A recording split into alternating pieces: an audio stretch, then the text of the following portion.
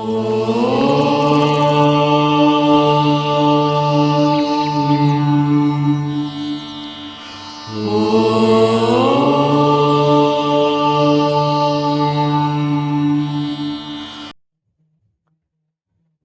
साथियों, मैं पंकज सिंह आप सभी का एक बार फिर से स्वागत करता हूं अपने इस चैनल और application vigil with Pankaj Singh पर। साथियों, भारतीय भूगोल यानी इंडियन ज्योग्राफी के फर्स्ट पार्ट में हमने भारत के प्रदेश और केंद्र शासित प्रदेश के बारे में देखा। खास करके हमने पढ़ा प्रदेशों के बारे में, किस प्रकार से 28 प्रदेश बने। जी हाँ, तो हमने देखा कि पहले कैसे 14 थे, फिर बाद में कैसे 28 हुए, कौन कौन सी कमेटियां बनी। जी हाँ, ये पुट्टी रमल्लू की क्या कहानी थी, भाषा के आधार पर गठित होने वाला पहला राज्य आंध्र प्रदेश कैसे बना, कब बना, सब हमने कहानी देखा। मेरा रिक्वेस्ट है, अगर आपने नहीं देखा हो पहला पार्ट तो जरूर देखिएगा। या तो आपका बैकग्राउंड स्ट्रांग हो तो डायरेक्ट आइए, नहीं तो पहला पार्ट नहीं देखेंगे तो दूसरे पार्ट में थोड़ी सी प्रॉब्लम होगी साथियों। चलिए, तो आज दूसरे पार्ट में देखते हैं हम लोग यूनियन टेरिटरी माने केंद्र शासित प्रदेश। चूंकि प्रदेश के बारे में हमने कायदे से देखा, 1972 में कैसे TMM 3 बने, 1987 में MAG कैसे 3 बने, पंजाब को काट के हरियाणा बना, फिर मुंबई को काट के गुजरात बना, फिर कैसे 2000 में तीनों बने, झारखंड, छत्तीसगढ़, उत्तराखंड, सब हमने देखा साथियों। आज हम लोग देखेंगे केंद्र शासित प्रदेश। तो चूंकि हमारा ये भूगोल का चैप्टर चल रहा है, ज्योग्राफी का चैप्टर चल रहा है, लेकिन थोड़ा थोड़ा इतिहास जानेंगे, उसके बाद भूगोल पढ़ने का मजा ही कुछ और होगा, बड़े जल्दी आसानी से याद हो जाएगा। ठीक है, तो थोड़ा थोड़ा इतिहास देखते हैं हम लोग। तो पहले तो देख लेते हैं कि 8 केंद्र शासित प्रदेश कौन कौन से हैं। ठीक है, ये है अंडमान और निकोबार, अंडमान निकोबार आइलैंड, और ये लक्षद्वीप। दो तो समंदर में है, आम आदमी को भी पता है। लक्षद्वीप, अंडमान निकोबार द्वीप समूह, लक्षद्वीप, अंडमान निकोबार द्वीप समूह। दूसरा आता है दादर नागर हवेली और दमन और दीव को मिलाकर के एक कर दिया गया। ये हमने चर्चा किया था पिछले चैप्टर में, ये 3 हो गया। ठीक, दिल्ली 4 है, चंडीगढ़ 5 है, जम्मू कश्मीर और लद्दाख 7 हो गया, और यहां पर जो हमारा पांडिचेरी है वो 8वां हो गया। पांडिचेरी 4 जगह है, हमको पता है।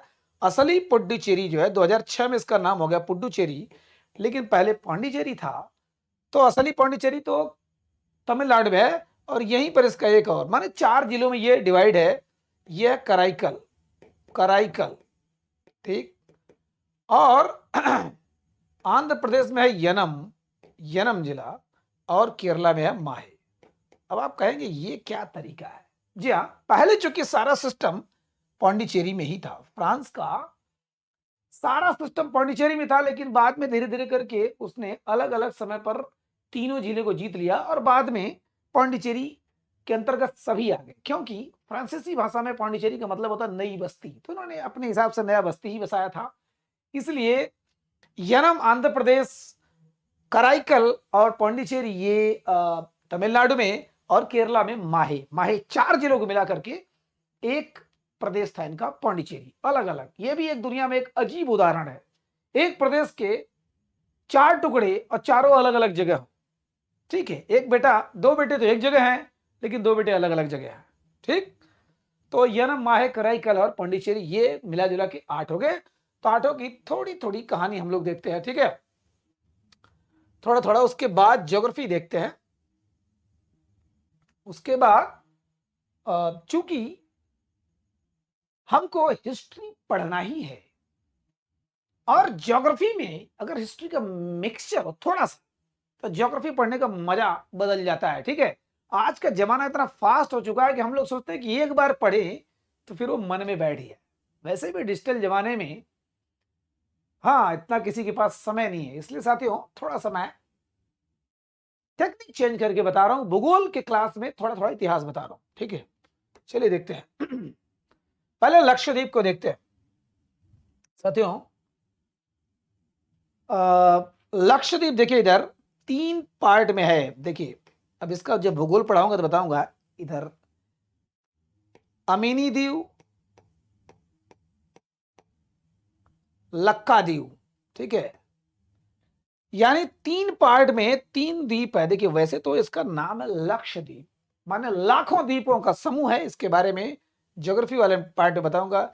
ये 2, ये 3, 3 ग्रुप का ये आइलैंड है, माने जितने रहने वाले आइलैंड है 3 जगह लोग रहते हैं, ठीक है। ये बीच वाला लक्काद्वीप है जहां पर लक्षद्वीप है, मेन है, उसकी राजधानी कवरत्ती है। तो लक्षद्वीप कैसे आया, जल्दी इसकी कहानी सबको पता होगी, क्योंकि हर जगह ये वायरल है कि लक्षद्वीप भारत का हिस्सा कैसे बना। जी हाँ, भारत से जब अंग्रेज जाने लगे तो अंडमान निकोबार वाला तो थोड़ा सा ड्रामा हुआ था, ठीक, इस पर तो शुरू से ही भारत की नजर थी। बाद में जिन्ना आया तो थोड़ा इधर उधर हुआ, लेकिन फिर भारत ने मिला है। बट लक्षद्वीप के बारे में अंग्रेजों ने कुछ भी नहीं सोचा कि जाने दो भैया, हम लोग चलते हैं, जो होगा जो देखा जाएगा। तो अंग्रेज तो चले गए। फिर इधर पाकिस्तान देखे, ये पाकिस्तान, इधर मोहम्मद अली जिन्ना, इधर हमारे वल्लभ भाई पटेल, पंडित जवाहरलाल नेहरू, ये सब थे हमारे भारत में।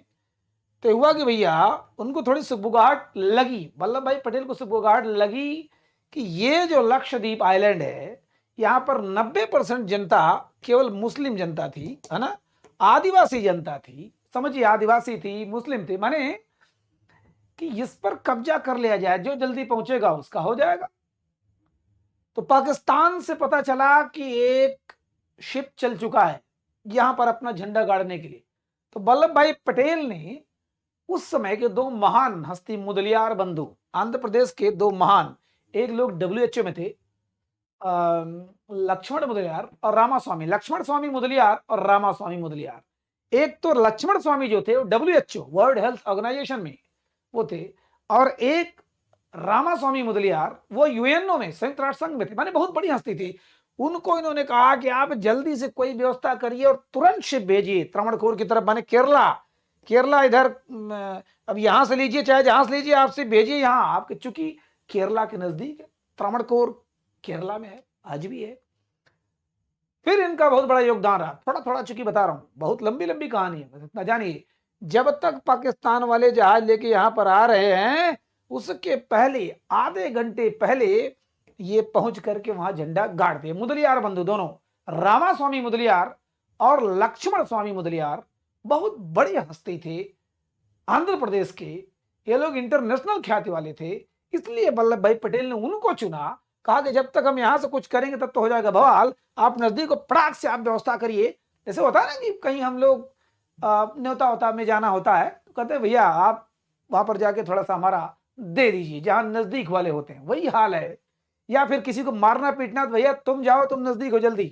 या फटाक से गए, यहाँ पर झंडा गाड़ दिए, पाकिस्तान वाले आते, आधे घंटे लेट आते हैं, देखते हैं करिए ये तो झंडा गड़ा हुआ है, उधर से ही चले जाते हैं, ठीक है, चले जाते हैं। इस पर लंबी कहानी है, पर इतना जाने कि बस इस प्रकार से लक्षद्वीप पर आजादी के तुरंत बाद हमारा कब्जा हो गया, तुरंत कब्जा हो गया, ठीक है।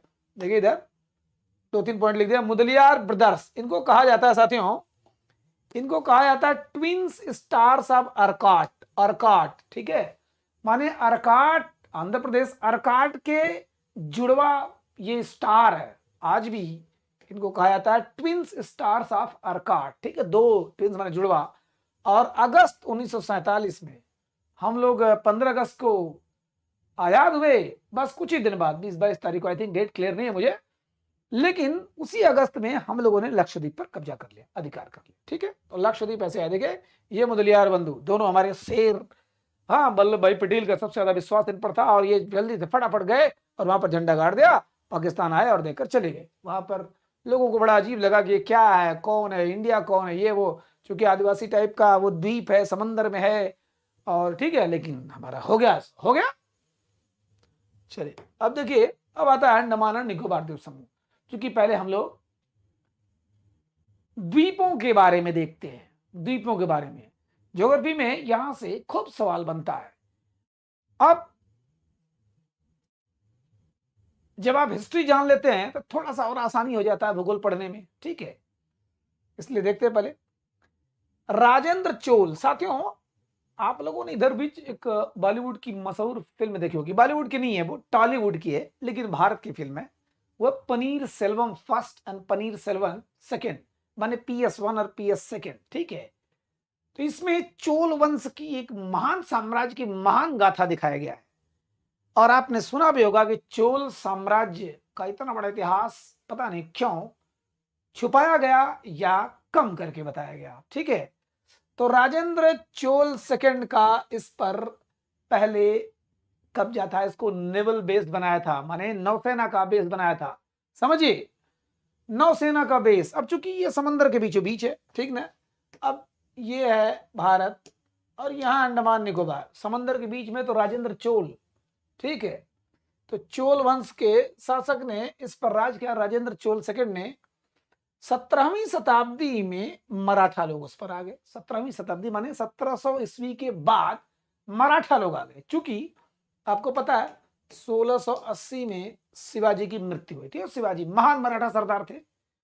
ठीक है, तो मराठों के तो उसके बाद वाले जो उत्तरोत्तर मराठा पेशवा बने, राजा बने, कुछ भी बने, तो उन्होंने यहां पर कब्जा कर लिया, माने यहां पर राज किया। कहां पर? अंडमान और निकोबार द्वीप समूह पर राज किया। उसको भी अपना नेवल बेस बना लिया, माने नौसैनिक अड्डा बना लिया उसको, क्योंकि वो एकदम बहुत ही बेहतरीन जगह, एकदम पानी में था ही। 1753 में यूरोप ने पहली बार इंटरेस्ट लिया। यूरोप माने वही पुर्तगाल है ना, फ्रांस, ब्रिटेन, ये वो, नीदरलैंड और ये मतलब पुर्तगाली जितने देश थे आप उसमें स्पेन बोल सकते हैं, पुर्तगाल बोल सकते हैं, फ्रांस बोलते हैं, इंग्लैंड बोलते हैं, जर्मनी बोलते हैं, बेनेलक्स, बेल्जियम, नीदरलैंड, लग्जमबर्ग बोल सकते हैं, इंग्लैंड बोल सकते हैं, स्विट्जरलैंड, ये सब यूरोपियन कंट्री है। तो यूरोप ने उसमें इंटरेस्ट दिखाया और 1858 में ब्रिटेन ने इस पर कब्जा कर लिया। ठीक है, यहां देखिए ब्रिटेन ने कब्जा क्या किया, यहां पर सबसे पहले डेनमार्क वाले आए, यूरोप के डेनमार्क। ठीक, डेनमार्क, आपको पता होगा डेनमार्क से एक चीज और याद दिला दे कि विश्व का सबसे बड़ा द्वीप जो है ग्रीनलैंड, उस पर इसी का कब्जा है, डेनमार्क का। पहले हम लोग बचपन में पढ़ते थे डेनमार्क में सबसे ज्यादा दूध होता है, पूरे विश्व का सबसे ज्यादा। अभी आज तो सब, तो 1753 में, ध्यान दीजिएगा, 1753 में यूरोपीय लोगों ने पहली बार उस पर कब्जा किया, खास करके डेनमार्क उस पर आया, कब्जा कर लिया। किस पर? अंडमान निकोबार पर। उसको भी अपना नेवल बेस बना लिया, अपना नौसैनिक अड्डा बना लिया। फिर ब्रिटिश वाले, ध्यान दीजिएगा, ब्रिटिश वाले 1858 में यहां पर आए, सोचिए लगभग 100 साल बाद। और 1863, जिस साल स्वामी विवेकानंद जी का जन्म हुआ था, उसने ले लिया, खरीद लिया, डेनमार्क से खरीद लिया अंडमान और निकोबार द्वीप समूह को। सोचिए 1863 में डेनमार्क से खरीद लिया अंडमान निकोबार द्वीप को, और उसने अपना नेवल बेस बना लिया। नेवल बेस क्या बनाया, इसने यहां पर एक जेल का निर्माण किया। सोचा कि यार भारत में इतनी क्रांति हो रही है, क्रांतिकारी को सजा देने का सबसे बढ़िया अड्डा है कि इतने दूर ला करके यहां समंदर में उनको पटक दो, ऐसा जेल बनाओ कि उनका बुद्धि खराब हो जाए, या वो कभी निकलने का नाम न ले या क्रांति करने का नाम न ले। तो 1896 से एक जेल का निर्माण शुरू किया और 1906, 10 सालों में ये जेल बनकर तैयार हुआ। और कौन सा जेल था? Cellular jail. सेलुलर जेल आपने नाम सुना ही होगा, जिसको हम लोग क्या बोलते हैं? काला पानी की सजा। ठीक है, काला पानी। यानी 1896 जिस साल कांग्रेस के अधिवेशन में पहली बार गाया गया था क्या? वंदे मातरम। ठीक है, वंदे मातरम 1896 की कलकत्ता अधिवेशन में, 1896 के कलकत्ता अधिवेशन में पहली बार गाया गया था वंदे मातरम। उसी साल शुरू हुआ सेलुलर जेल बनना और 1906 में बना। उसको काला पानी की सजा दी जाती थी, माने भारत में जितने क्रांतिकारी पकड़े जाते थे वो यहाँ अंडमान निकोबार पर, खास करके यहाँ पोर्ट ब्लेयर पर, पोर्ट ब्लेयर जिसकी राजधानी है अंडमान की, वो वहां पर एक जेल का निर्माण हुआ 10 सालों में, उसको काला पानी की सजा कहा गया। और वहीं पर बड़ा बड़ा इतिहास सुनने को मिलता है, खास करके वीर सावरकर का वो इतिहास मिलता है कि 27 सालों तक उस खतरनाक जेल में सड़ते रहे। हालांकि आजकल बड़ा मुद्दा की बात है कि उन्होंने माफीनामा मांगा ब्रिटिश सरकार से, तब जाकर उनको छोड़ा गया। लेकिन अगर उनकी आप जीवनी आत्मकथा पढ़ते हैं तो ऐसा इतिहास, ऐसा मार्मिक इतिहास मिलता है, ऐसा लगता है कि शायद उतना कष्ट किसी ने झेला होगा स्वतंत्रता संग्राम के लिए। ठीक है, फिलहाल दोनों भाई उसमें रगड़ रहे थे, जिसको बैल की जगह पर नाद कर तेल पिरवाया जाता था सुबह से लेकर रात तक। फिलहाल बहुत बड़ी बड़ी सजा वहां मिली है, तो अभी हम इसके जिक्र नहीं कर रहे हैं। तो सेलुलर जेल कहां है? अंडमान पर है। इसको ब्रिटिश ने ले लिया। देखिए सेलुलर जेल। और दूसरी बात कि आपको पता होगा 1939 से लेकर 1945 तक सेकेंड वर्ल्ड वार चल रहा था। सेकेंड वर्ल्ड वार चल रहा था। हमारे सुभाष चंद्र बोस और जापानी सेना, ध्यान दीजिएगा, जापानी सेना और हमारे सुभाष चंद्र बोस एक हुए थे। जिन्होंने सुभाष चंद्र बोस की कहानी देखा होगा, जानते होंगे, उनको पता होगा कि जापान और सुभाष चंद्र बोस की सेना आईएनए यानी आजाद हिंद फौज एक थी, एक साथ लड़ते हुए। तो कहां पर? पहले तो नागालैंड की राजधानी कोहिमा पर कब्जा किया, कब्जा कर लिया कोहिमा, यानी ये आपका भारत और यहां नागालैंड, इस पर कब्जा कर लिया। ठीक है। उसके बाद यहां जो है अंडमान निकोबार द्वीप समूह, अंडमान पर भी यहां पर 1942 से लेके 1945 तक किसका कब्जा था? जापानियों का कब्जा था। जापान माने आजाद हिंद फौज का कब्जा था। और वहीं पर जापानियों के सहायता से पहली बार सुभाष चंद्र बोस ने अंतरिम सरकार बनाई कि बस हम लोग आ रहे हैं, हमारे देशवासियों एकदम बिल्कुल निश्चिंत हो जाओ, हम लोग आजादी देकर रहेंगे। अकेले बूते जी, आजाद हिंद फौज के बूते, आईएनए के बूते, इंडियन नेशनल आर्मी के बूते, जापानियों के सहयोग से हम लोग आजाद करेंगे भारत को, अपने बूते आजाद करेंगे। 1942 अभी चल रहा था, द्वितीय विश्व युद्ध 45 में खत्म हुआ था। तो यहां से यहां तक तो यहां पर अंडमान पर हमारे जापानियों का कब्जा रहा, जापानियों के सहयोग से हमारे सुभाष चंद्र बोस का कब्जा रहा। और इन 3 सालों में अंतरिम सरकार बनाई, जान लीजिए उस सरकार के हेड थे हमारे सुभाष चंद्र बोस। लेकिन दुर्भाग्य देखिए 1945 में जापान के हिरोशिमा और नागासाकी पर जब अमेरिका ने परमाणु बम गिराया तो जापान ने आत्मसमर्पण कर दिया, सरेंडर कर दिया और वहीं पर युद्ध समाप्त हो गया। जापानी छोड़ के भाग गए। उसके बाद बहुत बड़ा बड़ा बवाल हुआ।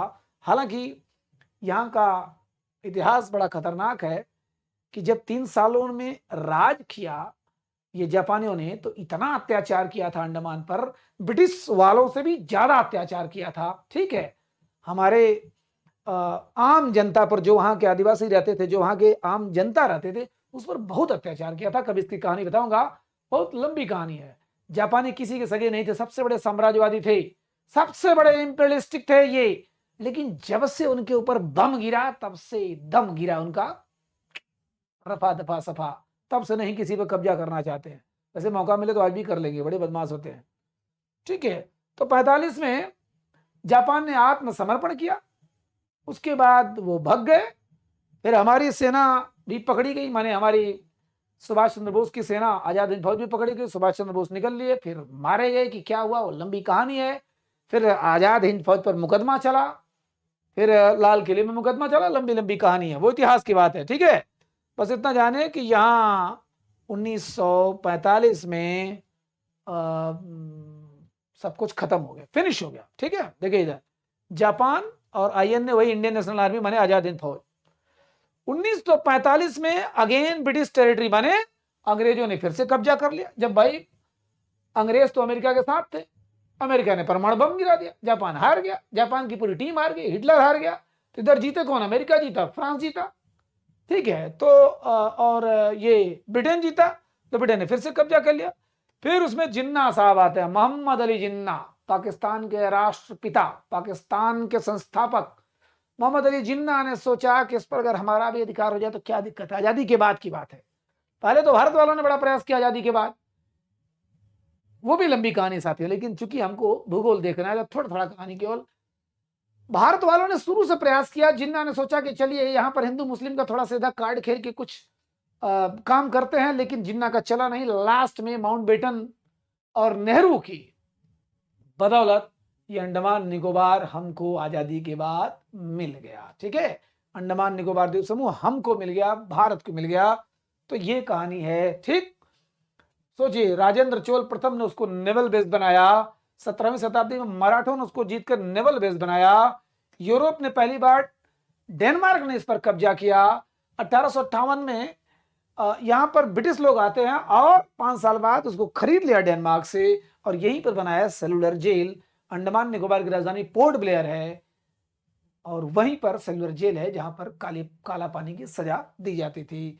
Silver jail. जापान और आईएनए ने मिलकर यहाँ पर 1942-1945 तक राज किया और 3 साल चूंकि कब्जा किए हुए थे और भारत को आजादी दिलाने के चक्कर में थे, लेकिन जापानी सेना हार गई और भाग गई और हमारी आजाद हिंद फौज भी पकड़ी गई, तो वहां पर फिर से ब्रिटिश के कब्जे में आया। फिर बाद में हमने जिन्ना को परास्त करते हुए और जितनी कानूनी अड़चने थी सबको दूर करते हुए हमने अंडमान निकोबार को अपने में ले लिया। ठीक है, वो भी कहानी एक है, बट ठीक है। और जिन्ना, है ना, ये हमारा अंडमान निकोबार की कहानी। चलिए अब चलते हैं दादर और Nagar Haveli. Very very important, ये भी एक अच्छी कहानी है। दादर और नागर हवेली, इस समय तो इसका नाम हो गया है दादरा नागर हवेली एंड दमन एवं दीव ना। देखिए इधर, यहां ये जो भारत है, ये तो यहां पर ये गुजरात और ये महाराष्ट्र ना। तो महाराष्ट्र यहां पर, यहीं पर दादर नागर हवेली यहीं पर था। अब चूंकि दमन तो इधर है, लेकिन दीव यहां गुजरात के पास था। ठीक है, एकदम बिल्कुल गुजरात, दमन दीव सबको मिला करके अब एक कर दिया गया। सबको मिला करके एक कर दिया गया। क्या कर दिया गया? दादर नागर हवेली दमन एवं दीव 2020 को हो गया। लेकिन हमको पढ़ना दादर और नागर हवेली कैसे मिला भारत में। सबके एक अलग अलग कहानी। लक्षद्वीप को हमने देखा कब मिला? 1947 मिला। अंडमान निकोबार भी हमको 1947 में ही, अगर मानिए तो 1947 में ही स्पेशली मिला। ठीक, ये मिला हमको 1954 मिला। 1954 में कैसे मिला देखते हैं। दादर नागर हवेली और दमन और दीव, कुल दमन दीव ये सब तीनों मिला करके हमको मिला 1954 में। ठीक है, जबकि इस पर हमारा राज कब हुआ? 1961 में टोटल राज हुआ। अब कहानी छोटी सी बता रहा हूं। इस पर 1200 में कुछ कोली सरदारों का राज था इस पे। ठीक है, ज्यादा इसमें जानना नहीं, बस कोली सरदार राज कर रहे थे। ठीक है, 1200 ईस्वी में। सोचिए, हमको जो जानना है इधर का नजदीक का जानना है, बस एक हल्का सा बैकग्राउंड बता रहा हूं। 1262 में जो राजस्थान के राजपूत राजा, ठीक है, राम सिंह, राजस्थान के राजपूत राजा राम सिंह ने रामनगर बसाया यहां पर, माने उस पर कब्जा कर लिया। कोली सरदारों को हरा करके उस पर कब्जा कर लिया। किसने? राम सिंह ने। कहां के थे? राजस्थान के राजपूत थे। ठीक है, तो राजस्थान के राजपूत थे। राजपूती आन बान शान के चक्कर में लड़ाई किया और उसके बाद जीत गए, उसको बना लिया और वहां पर रामनगर बसाया, जो आज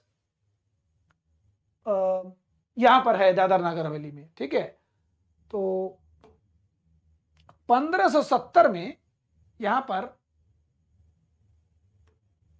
पुर्तगाली आए। ठीक, पुर्तगाली माने आपको पता होगा 1510 में यहां पर पुर्तगालियों ने गोवा जीता था। पुर्तगालियों ने गोवा जीता 1510 में। गोवा के बाद दादर नागर हवेली जीता, फिर दमन और दीव जीता। पुर्तगाली, ध्यान दीजिएगा, पुर्तगाली 1500 चूंकि आया था 1498 में वास्को डिगामा। 1498 में वास्को डिगामा आया था और धीरे धीरे जब इसने यहां देखा सारा सिस्टम किस प्रकार से चल रहा है, बहुत अच्छी केंद्रीय व्यवस्था नहीं है भारत में। हालांकि उस समय दक्षिण भारत में विजयनगर जैसा महान साम्राज्य था, कृष्णदेव राय का शासन भी चल रहा था, 1509 से था, लेकिन उस दौर में कोई केंद्रीय सत्ता नहीं थी, सब आपस में लड़ झगड़ रहे थे। पुर्तगालियों ने गोवा पहले लिया 1510 में आदिल शाह से। ठीक है, उसके बाद दादर नागर हवेली भी जीता, उसके बाद दमन व दीव भी जीता। ठीक है, 1739 में मराठे आ गए वहां पर। मराठे भी वहां अधिकार करना चाहे, कहां? दादर और नगर हवेली में। दोनों में लड़ाई हो गई। जब लड़ाई हो गई तो मराठे जीत गए, पुर्तगाली हार गए।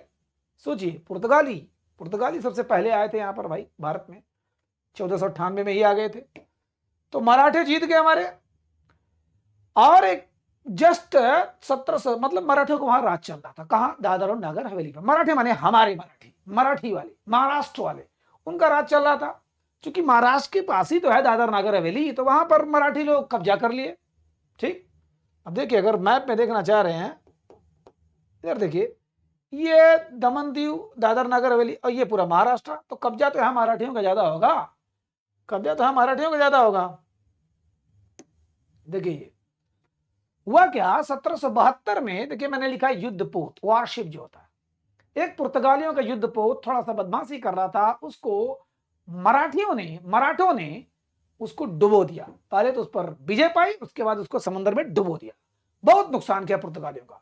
अब पुर्तगाली रोते गिड़ाते बंबई के जो मराठी के मेन सरदार समझिए, बस एक नाम साम यहां कोई भी जानने की जरूरत नहीं है, मेन सरदार के पास गए, रोए गिड़ाए कि हमारा इतना सामान नुकसान हुआ, ये हुआ वो हुआ, हमको हर्जाने के रूप में कुछ दीजिए। तो कहीं डांट टपट का भी भाव था, कहीं गिड़ाने का भी भाव था। उन्होंने कहा कि चलो अच्छा राजा साहब पिघले, राजा माने वहां के मराठा पेशवा जो भी कहिए आप। तो 1783 में कहा ठीक है भैया, 72 गांव का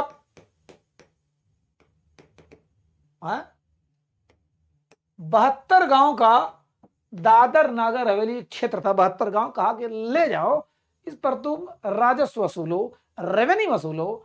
जब तुम्हारा ये कोटा पूरा हो जाए, जितना हमने नुकसान किया है, हमारे सेना नायकों ने जो नुकसान किया है, जब पूरा हो जाए तो हमको लौटा दो। 1783 में दे दिया 72 गांव का दादर नागर हवेली क्षेत्र। लेकिन 1785 में देने की कोई मंशा नहीं थी, कब्जा कर लिया पुर्तगालियों ने। किस पर? दादर नागर हवेली। सोचेगा, दादर नागर हवेली पर 1785 में कब्जा कर लिया। और सबसे बड़ी चीज क्या हुई, 1818 में मराठे भी हार गए। किससे? जो मराठों का युद्ध हुआ, तृतीय मराठा युद्ध अंग्रेजों और मराठों में, तो अंग्रेज जीत गए, तो अंग्रेजों का यहां राज हो गया, मराठे भाग गए। मराठों से ही खतरा था किसको? पुर्तगालियों। पुर्तगाली आजाद हो गए, दादर नागर हवेली पर कब्जा कर लिए। अंग्रेज अपना जहां कब्जा किए तो किए ही थे, माने मराठों को भी कब्जा कर लिया। प्रॉब्लम क्या हुई, देखिए, अब यहां 1818 से पूरा पुर्तगाल का अधिकार रहा दादर और नागर हवेली पर, ठीक है, पुर्तगालियों का अधिकार रहा। 1947 में हमको आजादी मिल गई। हमने मांगा कि भैया आप हमको दे दो, जाओ यार, बहुत हो गया, पुर्तगाली पुर्तगाली यहां से निकलो। बहुत जंग लड़े हम लोग, 200-250 साल से जंग लड़ रहे। तो हुआ क्या, पुर्तगालियों ने कहा बेटा हम नहीं देने वाले हैं, इतने मेहनत से तो हम पाए हैं, आप आजादी पाए, तो तुम्हारा ये कहाँ है भैया, ये तुम्हारा क्या है, हम लोगों ने किस प्रकार से कब्जा किया, तुम कौन होते हो, तुम अपना देखो। प्रेम से माना, प्रेम से कहा गया तो इनकार कर दिया। तब भैया वहां के अंदर के लोग दादर नगर हवेली, देखिए कहानी बहुत लंबी है, मैं बहुत शॉर्ट बता रहा हूं कि अगर आप बेस में हैं तो आपको समझ में आ जाए। इतना कोली सरदार फरदार याद नहीं करना, बस इतना जानना कि दादर नागर हवेली पर कभी कोली सरदार थे, कभी राजपूतों ने 400 साल राज किया। देखिए 1200 से 1570, लगभग 300 साल राज किया।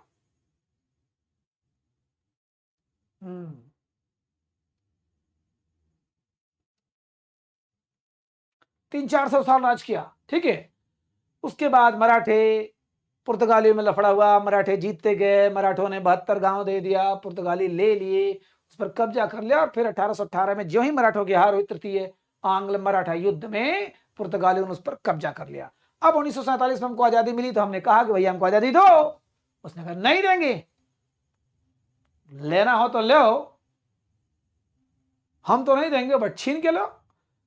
तब भैया वहां पर कई क्रांतिकारी संगठन बने, कोई नाम जानने की जरूरत नहीं है, कई क्रांतिकारी संगठन बने।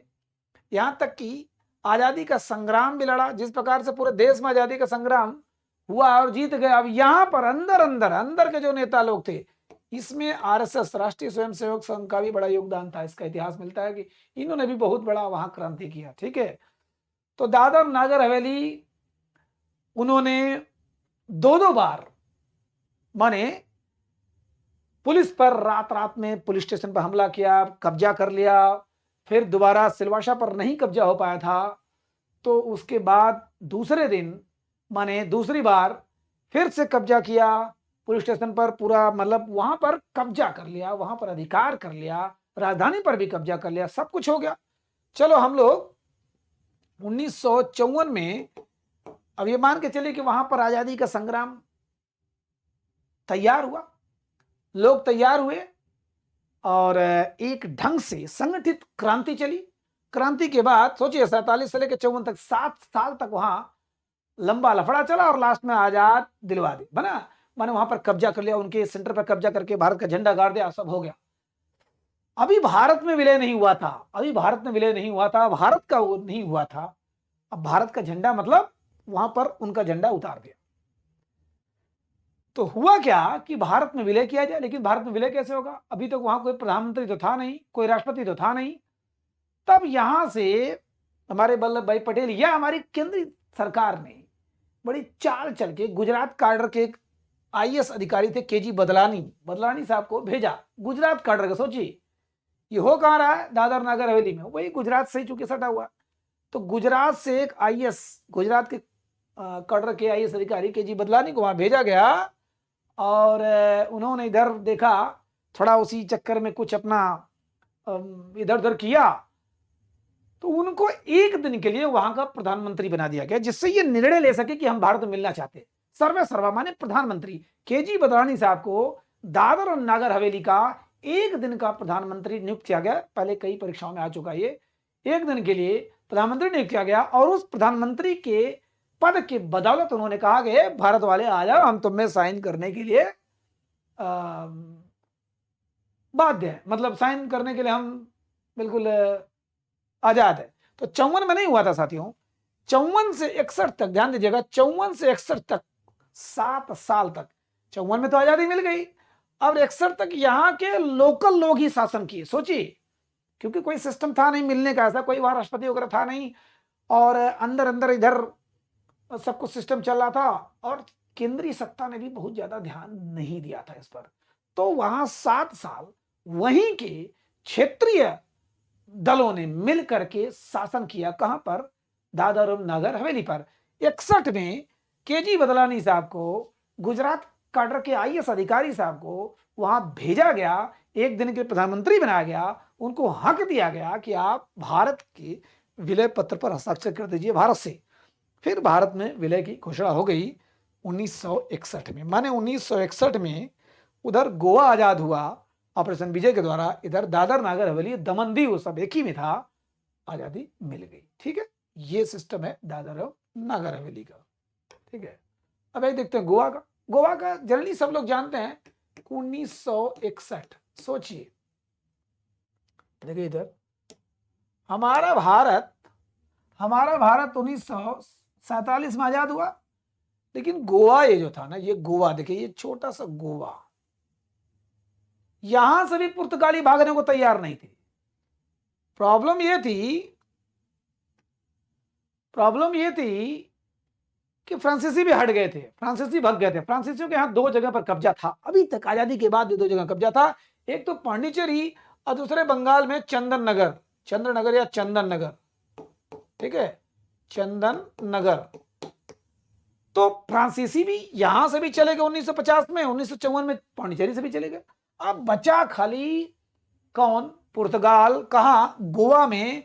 1961 तक वो समझाने से बताने से कुछ भी नहीं समझ रहा था, प्रेम से समझाया गया कि बेटा चले जाओ। अब नहीं समझ में आ रहा था, ठीक है। फिर वहीं पर ऑपरेशन विजय चलाया गया। कैसे चलाया गया? थोड़ी सी आपकी राम मनोहर लोहिया का कितना बड़ा योगदान था, इधर देखिए। हुआ क्या कि 1510 में, हमको मालूम है 1510 में गोवा को जीता था किसने? पुर्तगाल ने। मैंने अभी बताया कि 1498 में वास्को डी गामा आया और वो सिस्टम को सब करते रहा, और लास्ट में गोवा के आदिल शाह से छीन लिया गोवा को किसने? पुर्तगालियों ने। उसके बाद वहां पर राज चला था, तब से राज चल रहा था। 1946 में गजब का एक समय था, डॉक्टर राम मनोहर लोहिया, आपने नाम सुना होगा, समाजवादी पार्टी के समझिए संस्थापक, समाजवादी विचारधारा के सबसे बड़े नेता डॉक्टर राम मनोहर लोहिया का, अगर जो समाजवादी पार्टी के समर्थक भी होंगे, अगर उनको इनके बारे में कहानी किस्सा पता है कि नहीं पता है, तो कम से कम एक कहानी गर्व करने लायक जान लीजिए। ठीक है, डॉक्टर राम मनोहर लोहिया ये बहुत बड़े समाज सुधारक तो थे ही। जाते हैं वहां पर का गोवा में जाते हैं तो उनको देखते हैं गरीब, बाप रे बाप, ये तो यहाँ सब बैन लगा हुआ है, कोई मीटिंग नहीं कर सकता। मतलब पुर्तगालियों को वहां बड़ा शोषण चल रहा था। उन्होंने अलग जगाया। सोचिए, बिना इजाजत के उन्होंने एक मीटिंग कर दिया, मीटिंग करके खूब भड़काया लोगों का, अरे यार तुम लोग भी आजादी की मांग करो, डिमांड करो, लड़ो मरो। अब भैया उनको गिरफ्तार कर लिया गया। गिरफ्तार करने के बाद 5 साल के लिए गोवा से निकाल दिया गया। गांधी जी ने हरिजन में उनके बारे में बहुत कुछ लिखा। बस दिक्कत यही थी कि सिर्फ गांधी जी ने इस आंदोलन को सपोर्ट किया और किसी का ध्यान ही नहीं गया कि गोवा देख लेंगे, देख लेंगे, छोटा सा गोवा है, पहले देश को देखने दो। नेहरू जी केवल दिल्ली पे लगे हुए थे। पटेल जी, हाँ, का सिस्टम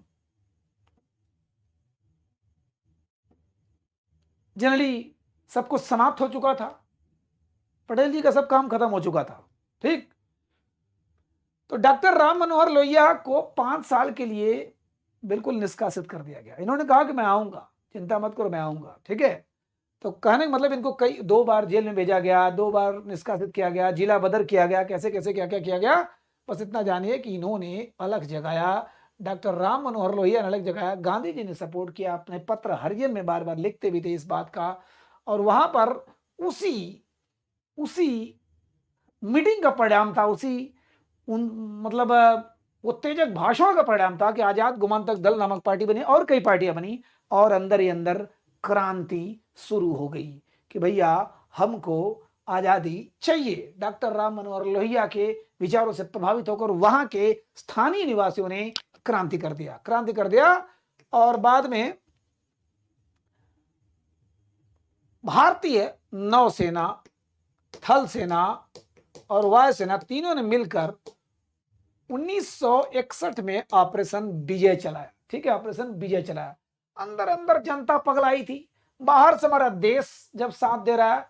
सोचिए उनके 8,000 से 12,000 लगभग सेनानी थे, सेना थे। गोवा बहुत बड़ा सेंटर था, क्योंकि एकदम बॉर्डर पे है बंदरगाह वगैरह के लिए। अब लगभग 8 से 12,000 उनके सेना थे, 250 शिप थे। बढ़िया से लड़ाई हुई। हमारे नौसेना, जल सेना, थल सेना, सब वायुसेना सब एक साथ लग करके हराया, बुरी तरह हराया। ठीक है, उनको ऑपरेशन विजय 1961 में करके कहा भाग यहां से। 19 दिसंबर 1961 को हमने गोवा से आजादी पा लिया, मैंने जबरदस्ती भगाया। लंबी कहानी बट छोटे में केवल बताया कि डॉक्टर राम मनोहर लोहिया के प्रभाव से प्रभावित होकर वहां अंदर अंदर क्रांति सुलगाई। भारतीय केंद्रीय व्यवस्था ने भी खतरनाक स्टेप लेते हुए तीनों सेनाओं के साथ मिलकर 1961 में ऑपरेशन विजय चलाया और गोवा को आजाद कराया। किससे? पुर्तगालियों से। ठीक है, पुर्तगाली यहां पर एकदम बिल्कुल भाग गए, लेकिन पुर्तगाली कल्चर आज भी यहां जीवित है। ठीक है, भारत को देखना है, भारतीय कल्चर से प्रेम है, वो लोग गोवा नहीं जाते हैं। और जिनको नंगे बिरंगे और खास करके वेस्टर्न कल्चर और क्रिश्चियन कल्चर से बड़ा लगाव है, वो लोग गोवा को बहुत पसंद करते हैं। ठीक है, चलिए और लास्ट देखते हैं आपका क्या बात है, पांडिचेरी। ठीक है, ये छिप गया है पांडिचेरी। पांडिचेरी 4 जगह, पांडिचेरी 4 जगह, यनम, माहे, कराईकल। अब देखिए, माहे, यनम, कराईकल, माहे, यनम, कराईकल और पांडिचेरी, ये तो है ही। थोड़ा सा इसका इतिहास बता दूं। देखिए, 20 सुबैया, इनको पांडिचेरी का भगवान माना जाता है। पांडिचेरी, वैसे पांडिचेरी एक और चीजों के लिए नाम मशहूर है, आपको पता होगा, ओरविले आश्रम। साथियों, ओरविले आश्रम, जी हाँ, ओरविले आश्रम, ये चूंकि फ्रांसीसियों के कब्जे में था, हमेशा से पांडिचेरी फ्रांस के कब्जे में रहा। ठीक, तो फ्रांस के कब्जे में 2 जगह, आजादी के बाद 2 चीजें बची थी, चंदन नगर और पांडिचेरी। पांडिचेरी। ठीक है, तो पांडिचेरी का थोड़ा सा इतिहास जानते हैं। उसके पहले ओरविले आश्रम को ये जानते हैं कि वहां एक ओरविले आश्रम बसाया था किसने? हमारे अरविंद घोष, महर्षि अरविंद घोष। आजादी के संग्राम के समय भारत में उनको जब गिरफ्तार किया गया, उनको इतना मारा पीटा गया, उनको जेल में इतनी ताड़ना दी गई, यातना दी गई कि उनको नींद में या जेल में जागते हुए स्वामी विवेकानंद जैसे सन्यासियों का दर्शन होने लगा। फिर उनको लगा कि मारपीट खा के तो कहीं मर जाएंगे, इससे बढ़िया कहीं भग लो, वहां से क्रांति चलाएंगे, नहीं क्रांति होगी तो कुछ ध्यान दर्शन करेंगे। फिर वहां से निकल के पांडिचेरी में आ गए और विलिल आश्रम बनाया और वहीं पर अपना पूरा जीवन बिता दिया। वहीं से क्रांति को संचालन भी किया और वहीं से बहुत बड़े तपस्वी, बहुत बड़े योगी, महर्षि बन करने के लिए, जी हाँ, बहुत सी कविताओं की रचना की वहीं पर। महर्षि अरविंद घोष आईसीएस अधिकारी, इंग्लैंड से बनकर आने वाले, लास्ट अटेम्प्ट में घोड़े घुड़सवारी में छट जाने वाले, बड़ी गजब की कहानी उनकी भी। फिलहाल वरुड आश्रम पांडिचेरी से नाता किसका है? महर्षि अरविंद घोष। ठीक है, अभी देखते हैं। तो देखिए इधर चंदन नगर जब आजाद हो गया तो चंदन नगर यहां था आपके बंगाल में। देखिए इधर चंदन नगर बंगाल में, यहां पर बदमाशी हुई, यहां पर उन्होंने कहा कि हमको आजादी चाहिए। और 1949 में रेफरेंडम हुआ, जनमत संग्रह हुआ। भैया बड़ा लंबा लंबा लफड़ा हुआ, अंदर अंदर सुलगने लगे लोग, तो जनमत संग्रह हो गया। लोगों का एक मत लिया गया, वोट लिया गया कि बताओ तुम कहां मिलना चाहते हो। उन्होंने कहा भैया हम तो बंगाल में मिलना चाहते हैं। ठीक है, तो चलो 1950 में चंदन नगर तो आजाद हो गया। अब जब ये आजाद हो गया तो ये चारों खोलने लगे। कौन कौन? यनम, यनम, इधर पांडिचेरी तो है ही है, कराईकल, और इधर माहे, ये भी खोलने लगे कि पांडिचेरी भी अब आजादी चाहिए भैया। कौन पांडिचेरी से आजादी मांगना चाह रहा था? यहाँ के हमारे मजदूर वर्ग, क्योंकि वहां पर मजदूर ज्यादा थे, लेबर ज्यादा थे, अनपढ़ गवार थे, उन पर इतना ज्यादा अत्याचार कर रहे थे फ्रांसीसी सरकार। खास करके वर्किंग आवर्स में 12-12, 14-14, 16-16 घंटा खटा खटा के मार देते थे। वहीं पर एक नेता उभरते हैं, भी सुबैया, बचपन से ही उन्होंने अपने, चूंकि स्कूल लाइफ में भी इतना बड़ा स्टूडेंट आंदोलन किया था, तो उनका एक नाम था। फिर आते हैं यहां पर उनके लेबर्स के अधिकारों के लिए, वर्किंग आवर्स को घटाने के लिए बड़ा जंग लड़ते, बाद में 6 घंटे और 8 घंटे किया, जिसको देख करके पूरी दुनिया में लेबर्स के लिए 6 से 8 घंटे का ड्यूटी किया गया। बहुत बड़ा कांड था, इसीलिए इनको भगवान माना था बी सुबैया को वहां का। ठीक है, पांडिचेरी का। तो फिलहाल पांडिचेरी में भी बगावत होने लगी। अब देखिए इधर देखिए, तो पांडिचेरी थोड़ी सी कहानी, 1949 में ये आजाद हुआ, चंदन नगर आजाद हो गया, रेफरेंडम हुआ 1950 में आजाद हुआ। 1668 में फ्रांसीसी यहां पर आए, ध्यान दीजिएगा, 1668 में पहली बार भारत में फ्रांसीसी आए और पहला कोठी उन्होंने सूरत में लगाया। सूरत में, ध्यान दीजिएगा, फ्रांसीसी आए थे, सूरत में पहली कोठी 1668 में लगा दिया, अपना व्यापारिक कोठी बनाया। नाम था व्यापारिक कोठी का, काम कुछ और था। ठीक है, तो 1613 में बीजापुर से पांडिचेरी को ले लिया। ठीक है, बीजापुर के सुल्तान से पांडिचेरी को ले लिया। ठीक है, पांडिचेरी इसने दे दिया कि चलो भैया, पांडिचेरी व्यापार करने के लिए, खास करके कोठी बनाने के लिए, खास करके व्यापारिक सिस्टम चलाने के लिए उसने दे दिया। किसने दे दिया? बीजापुर ने दे दिया। बीजापुर, अब सुल्तान कौन है छोड़िए, बीजापुर ने दे दिया पांडिचेरी को। किसको? 1613 में फ्रांस को दे दिया। अब फ्रांस का कब्जा हो गया, फ्रांस का कब्जा हो गया। उधर 1818 में पुर्तगाल का कब्जा हो गया, दादर नगर, यहाँ 1613 में इधर ये हो गया। 150 साल तक का संघर्ष चला, किससे? ब्रिटिश और फ्रांस। सोचिए, ब्रिटिश और फ्रांस, ये दोनों में संघर्ष चलता रहा, और जन्मजात दुश्मन है, ये जन्मजात दुश्मन है फ्रांस और ब्रिटेन। तो ये ब्रिटिश और फ्रांस में बार बार चलता रहा। कभी ब्रिटिश का कब्जा हुआ इस पर, पांडिचेरी पर, कभी पुर्तगाल का, कभी ब्रिटिश का, कभी पुर्तगाल का, कभी पुर्तगाल का, कभी ब्रिटिश का, बार बार। लेकिन लास्ट में 1816 में एक संधि के तहत पांडिचेरी मिल गया किसको? फ्रांसीसियों को मिल गया। फिर 1920 में, ध्यान दीजिएगा, 1816 माने 100 साल बाद लगभग, फिर इन्होंने यनम को जीता, यनम के क्षेत्र को जीत लिया जो आज यनम कहलाता है। 31 में माहे को जीता और इसको कराईकल को जीता 1938 में। ठीक है, माने इन तीनों क्षेत्रों को जीता। पहले से पांडिचेरी था ही, तो यहां भी इसको भी मिला करके, चारों को मिला करके उसको पांडिचेरी नाम ही दे दिया, क्योंकि पांडिचेरी का मतलब था नई बस्ती, नई बस्ती। ठीक है, नई बस्ती। और ये सुबैया, देखिए, लेबर्स का आंदोलन, लेबर्स के वर्किंग आवर्स को, काम करने के घंटे को घटाया उन्होंने, सुबैया ने। ठीक है, और वहीं पर क्रांति भी चली उन्हीं के। अब चूंकि जब मजदूर वर्ग जब जाग खड़ा हुआ, उन्होंने अपने आंदोलन के लिए हड़ताल किया, हड़ताल का समर्थन मिला बड़े बड़े नेताओं का, और फिर उनको अपना हक मिला तो फिर क्रांति तो होनी थी। मजदूर जब अनपढ़ गवार क्रांति कर सकते हैं तो और नॉर्मल लोग क्रांति किए। और लास्ट में साथियों 1954 में एक समझौता हुआ। 54 ध्यान दीजिएगा, 54 में वो भी आजाद हुआ था। कौन? दादर और नागर हवेली। 54 में एक जनमत संग्रह हुआ। जनमत संग्रह, यहां पर जबरदस्ती नहीं हुआ, कोई युद्ध नहीं हुआ, कोई ऑपरेशन नहीं चला गया, जनमत संग्रह हुआ। लास्ट में फ्रांसीसियों को एक कहना पड़ा, भैया हम जा रहे। बड़ा बड़ा लंबी कहानी है, बड़ी मजेदार कहानी है। पर इतना जानिए कि जब एक क्रांति का बिगुल फूंक गया तो वहां पर इतना ज्यादा प्रेशर डाला गया कि फ्रांस को कहा गया कि भैया आप निकल जाओ यहां से, नहीं तो बहुत बुरे फंसोगे। तब 1954 में फ्रांसीसी लोग यहां से निकल गए। माने आजादी हमको पांडिचेरी से कब मिली? 1954 में। ठीक, और ये है कहानी हमारी केंद्र शासित प्रदेश की। अब आपको बचा क्या? बचा क्या? कश्मीर का सब लोग जान ही रहे हो। चंडीगढ़ की कोई कहानी नहीं है ज्यादा, क्योंकि जिस समय राजधानी बनी, चूंकि चंडीगढ़ को सजाया गया, ध्यान दीजिएगा, ये पंजाब, ये हरियाणा, इसकी राजधानी, चूंकि थोड़ा सा झोल इसमें क्या कि पंजाब इतना बड़ा था, लेकिन जब ये रेड क्लिफ लाइन तैयार हो रही थी, भारत पाकिस्तान के बीच में सीमा रेखा हो रहा था, तो पंजाब की राजधानी लाहौर थी। लाहौर चला गया पाकिस्तान में, लाहौर चला गया पाकिस्तान में। अब युवा की राजधानी क्या हो? तो एक नई राजधानी बसाई गई, नई राजधानी। ठीक है, कहा जाता है कि भारत में एकमात्र बसाया हुआ शहर है चंडीगढ़।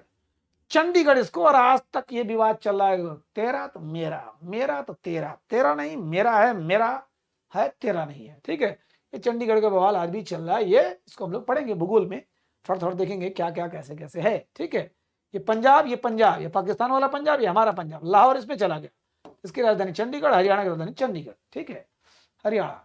और बचा दिल्ली। दिल्ली को अगले पार्ट में देखते हम लोग। दिल्ली, बस इतना जाने कि दिल्ली में 11 जिले हैं। ठीक है, 11 जिले हैं। दिल्ली के अगल बगल ये यूपी और ये राजस्थान। राजस्थान के 2 जिले, इसके 8 जिले और इसके 12 जिले, 14 जिले। हरियाणा के 14 जिले, हरियाणा फरीदाबाद, गुड़गांव, सोनीपत, ये मतलब जो आपका पूरा जिला, इधर 14 जिला। यहाँ का 8 जिला है, हापुड़ है, शामली है ना, आपका गौतम बुद्ध नगर है, जहां पर नोएडा, ग्रेटर नोएडा सब है, गाजियाबाद है। तो यहाँ का, और यहाँ का मात्र 2 जिला है, 2 जिला, भरतपुर और अलवर। भरतपुर राजस्थान का 2 जिला। ये सब मिला करके दिल्ली के अगल बगल इसको कहा जाता है एनसीआर। इसको हम नेक्स्ट चैप्टर में पढ़ेंगे, एनसीआर, नेशनल कैपिटल रीजन, क्योंकि इसको हम लोग पढ़ते हैं एनसीटी। और नई दिल्ली एक केवल जिला है, वही राजधानी है। ठीक है, नई दिल्ली जिला है और वही हमारे देश की राजधानी है, और 11 जिले में ये विभाजित है। ठीक, शाहजहानाबाद को हम लोग क्या बोलते हैं? पुरानी दिल्ली, शाहजहानाबाद को। तो ये जो है दिल्ली है, दिल्ली के बगल हरियाणा है, हरियाणा इसके बगल यूपी है, यूपी के बगल ये। तो जब यहाँ पर बहुत ज्यादा जनसंख्या हो गई तो धीरे धीरे धीरे धीरे बसाया जाने लगा अगल बगल और लोगों को। उसको दिल्ली में, मतलब दिल्ली को नाम दिया गया कि राजधानी क्षेत्र है, दिल्ली राजधानी क्षेत्र में। तो इनको गोंद लिया गया, 2 जिले को, यहाँ को 8 जिले, यूपी को 14 जिले, यहाँ को। इसको हम लोग बोलते हैं एनसीआर, और इसको बोलेंगे एनसीटी, नेशनल कैपिटल टेरिटरी, और ये नेशनल कैपिटल रीजन, ये मुख्य टेरिटरी है और ये उसका अधिग्रहित क्षेत्र है। तो ये जैसे गाजियाबाद यूपी में है, लेकिन आता है एनसीआर में। ठीक है, इसको आगे देखेंगे हम लोग, और इसका पूरा भूगोल देखेंगे, कायदे से भूगोल। आज तो इतिहास हो गया, आप कहेंगे कि भूगोल में इतिहास कहाँ से आ जा रहा है साथियों, लेकिन थोड़ा इसी बहाने आपको बढ़िया से याद हो जाएगा। ठीक है, मेरे ख्याल से समझ में आया होगा। समझ में आया होगा तो कमेंट वगैरह से जरूर बताइएगा कि कुछ आया कि नहीं आया। ठीक है, नमस्कार।